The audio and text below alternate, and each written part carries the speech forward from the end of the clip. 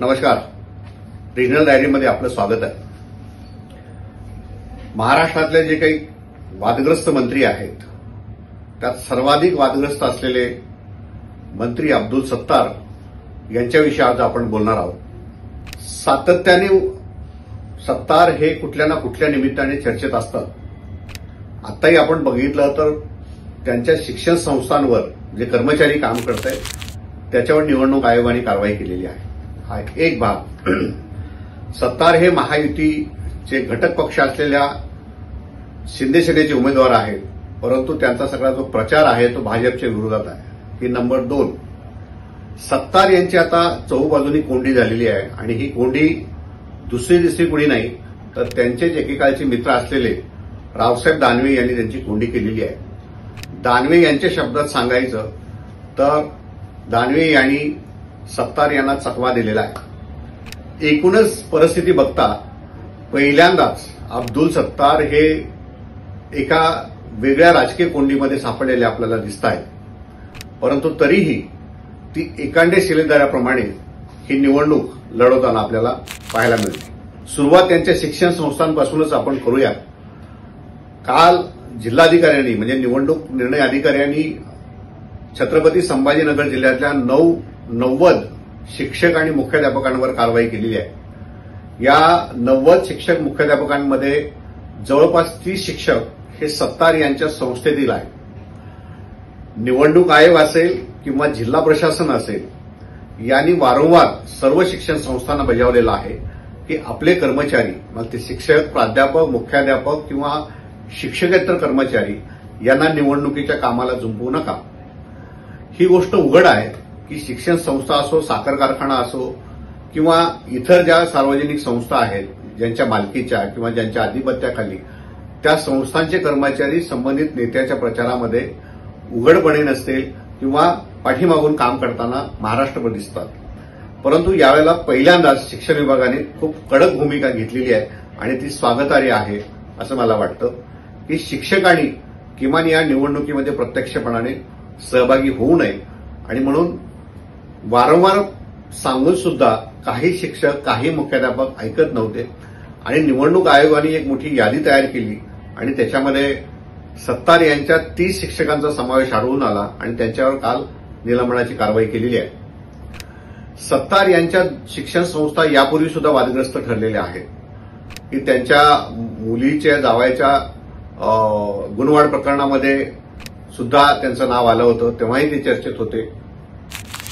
सत्तार जेव्हा कृषी मंत्री होते तेव्हा त्यांच्या खाजगी स्वीय सहाय्यकांनी आणि इतर त्यांच्या जवळच्या लोकांनी काही बियाणे कारखान्यांवर धाडी टाकलेल्या होत्या.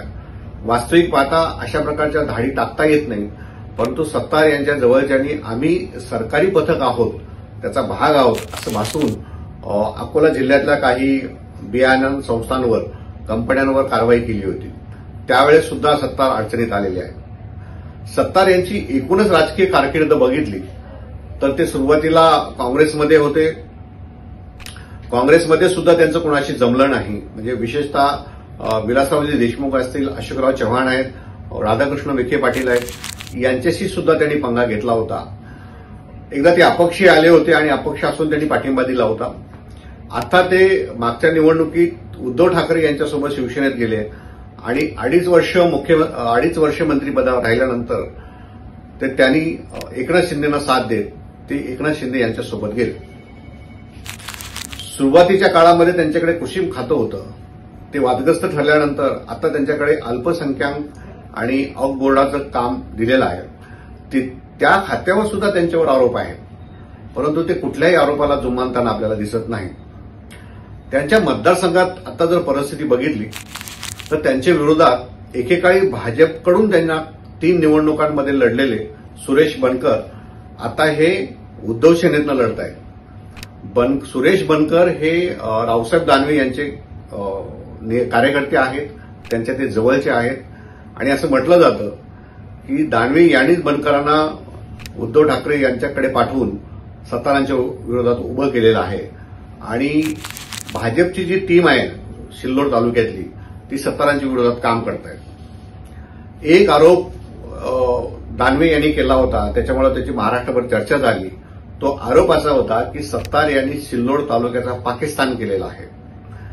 या विधानामुळे सिल्लोड विधानसभा मतदारसंघातलं चित्र आता बदलताना दिसतं आहे आणि सिल्लोडमध्ये जी एक प्रकारचे दहशतीचं वातावरण आहे, त्या वातावरणामध्ये या वाक्याने किंवा भाजपच्या सपोर्टमुळे शिंदे आता हे सत्तार अडचणीत आला दिसतात.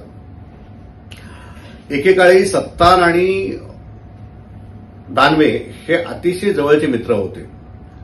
म्हणजे त्याच्यामध्ये लोकसभेला सत्तारांनी मदत करायची दानवेंना आणि त्याची परतफेड म्हणून दानवे यांनी सिल्लोडमध्ये आणि सोयगावमध्ये सत्तारांना मदत करायची. हे आतापर्यंत साठलोट चालू होतं. परंतु या लोकसभा निवडणुकीमध्ये सत्तार यांच्या सिल्लोडमधून दानवेंना मताधिक्य मिळालं नाही. किंबहुना काँग्रेसचे कल्याणराव काळे यांना मताधिक्य मिळालं आणि या दोघांच्या मैत्रीमध्ये खडा पडला आणि तिथूनच यांनी आता एकमेकांच्या विरोधात रणनीती आखायला सुरुवात केलेली आहे.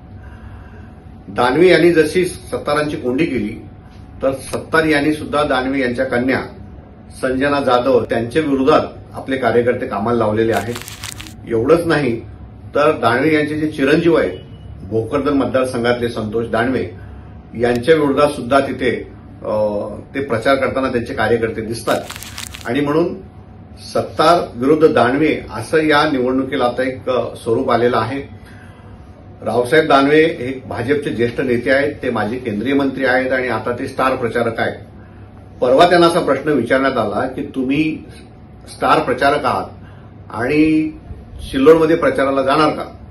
त्यांनी उत्तर असं दिलं की माझ्या मित्राला जर माझी गरज असेल तर ते मला बोलवतील आणि मी नक्कीच जाईन, परंतु मला वाटत नाही की दानवे तिथे जातील आणि जितकी त्यांची कोंडी करता येईल सत्तारांची ते करण्याचा त्यांचा प्रयत्न असेल. एक एक प्रकरण आता इथून पुढच्या काळामध्ये सत्तारांच्या विरोधात निघण्याची शक्यता दाट आहे आणि म्हणून लोकसभेला दिलेला धोका त्याचा बदला घेण्याचा प्रयत्न आता दानवे करताहेत आणि म्हणून चारी बाजूनी सत्तारांची कोंडी आता महायुतीकडूनच होते आहे. महायुतीमध्ये सत्तार निवडून यावेत असे वाटणारे फार कमी लोक आहेत. विशेषतः छत्रपती संभाजीनगर जिल्ह्यातले महायुतीचे जे कोणी आमदार असतील ते सत्तारांना कोणी निवडून यावं अशा विचाराचे अजिबात नाही. संभाजीनगरचे जे खासदार आहेत संदीपानजी भुमरे हेही अद्याप सत्तार यांच्या बाजूनी तिथे प्रचाराला गेलेले दिसत नाही आणि म्हणून स्वपक्षातून महायुतीतून सत्तार आता हळूहळू बाहेर पडताना आपल्याला दिसत आहेत. त्यांना एक बाजूला केलेलं दिसत आहे आणि म्हणून त्यांचं जे वाक्य होतं की माझा एकनाथराव शिंदे यांच्याशी प्रासंगिक करार आहे, मला असं वाटतं की हा प्रासंगिक करार मोडण्याचा प्रयत्न आता महायुतीकडूनच होतो आहे आणि याच्यामध्ये येणाऱ्या 10 दिवसामध्ये आणखी काय काय घडामोडी घडतील त्याविषयी आपण सविस्तर नंतर बोलू. तोपर्यंत सध्या तरी सत्तार कोंडीत सापडलेले आहेत एवढीच मोठी बातमी आहे. धन्यवाद.